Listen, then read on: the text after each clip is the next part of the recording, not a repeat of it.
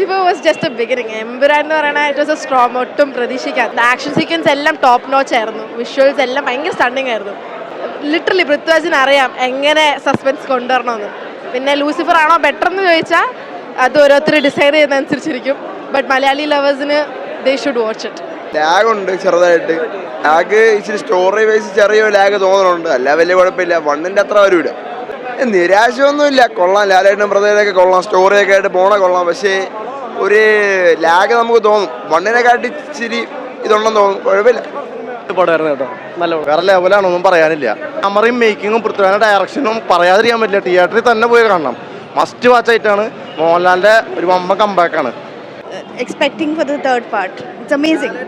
Oh, obviously.